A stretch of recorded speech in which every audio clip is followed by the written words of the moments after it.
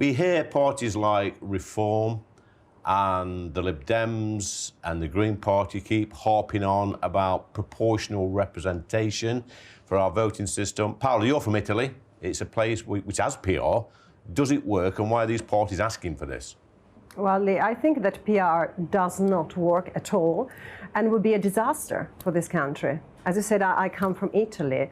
And Italy, during the First Republic, 50 years of time, between 1944 and 1994, was destroyed by PR system because we had 56 governments. So the huge instability in Italy, that is infamous, everywhere in the world knows about that, comes from the electoral system.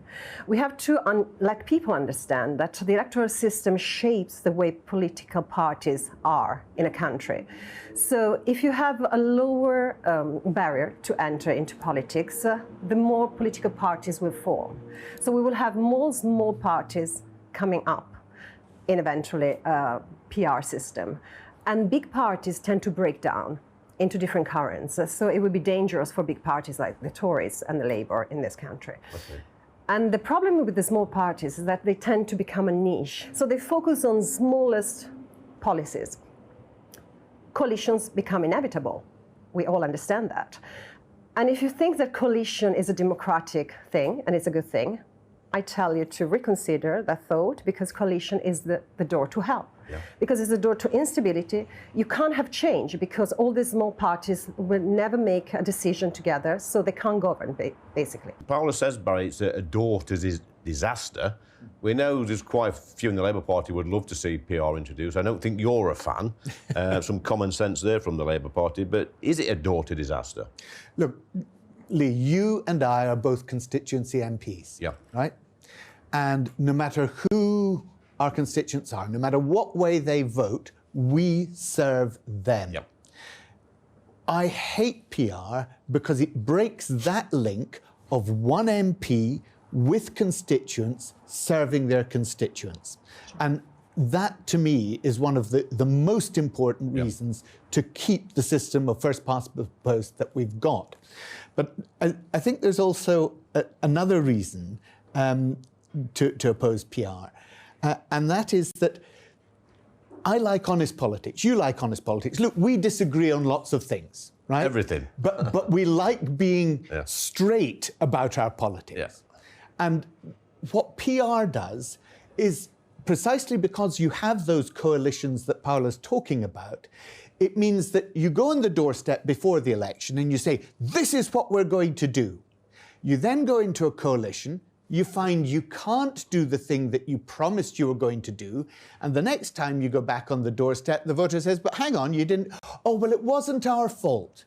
It was the others in the coalition that wouldn't allow us to do it. So if you want honest politics, if you want an accountable member of Parliament that's responsible for everyone in that constituency, who knows and loves the constituency as you do in yours and I do in mine, then you've got to keep first past the post. That's a good point that Barry makes. In the current voting system, we get to represent our constituency, but in PR voting, they just lump all the votes in the pot, and then they say how many votes they've got. Maybe a smaller party would get 5 million votes, and then they choose 30-odd candidates to become members of Parliament, but they're not actually representing an area of power. So surely that personal connection, for me, is a bad thing. 100%. You're right, and Barry's right. So it's dangerous, PR, because it's not honest. And the fact that people say it's more democratic is just an illusion. Yeah. Because usually within these coalitions, you know which is the party that holds the balance of power? Usually it's the smallest party. Yeah. And then they constantly blackmail the bigger parties because they want them to make some reforms that are extreme reforms. And at the end, everything collapses, because they keep stabbing them on the back, and you will have different governments. They will not do any policy. Let's go back to Barry with my original question. Sorry, Paola. In that parties like Reform, the Green Party, the Lib Dems, why do they keep harping on, bleating on about having PR in this country, Barry? Oh, it's very simple. They would get more seats in Parliament under PR. And you can see the attraction of what they say. They say, look, a lot of people in the country, maybe 15%, will vote for a smaller party. but they don't get 15% of the seats in the parliament. Yeah. So they make what is seemingly a very attractive case, but because of the reasons we've just talked about, the way in which it undermines that integrity in politics, I wouldn't want to see it. Paola, Yeah, you have it in Italy. You've told us what happens in Italy.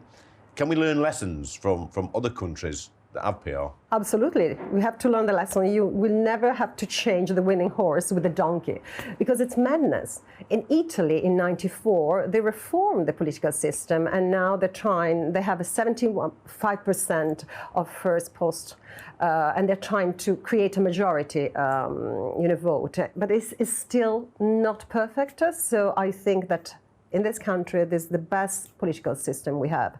And we should not let the Lib Dem or the Reform Party to create an unstable, a non-stable political landscape. Okay, give the last word to Barry, because Barry, what would you say to anybody out there watching this programme, or anybody out there in general that is attracted by the proposition of PR voting? I think it's a good thing.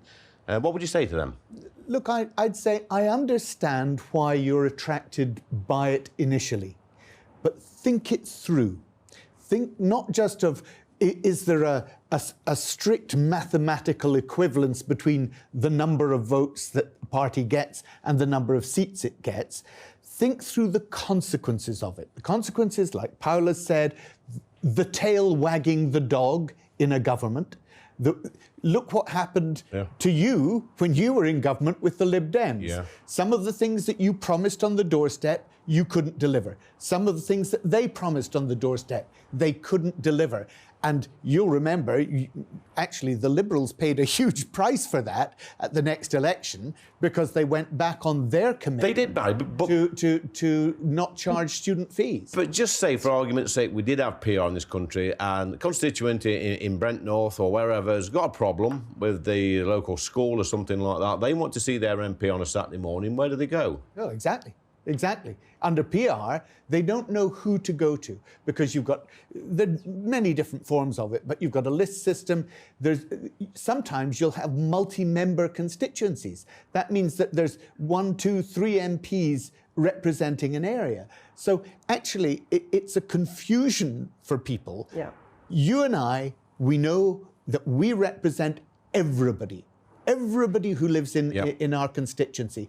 And we do that without fear or favour. No matter which way we vote, we'll still work just as hard for them. Well, there you go. Barry says it's a confusion. Paola says it's a door to disaster. I tend to agree, but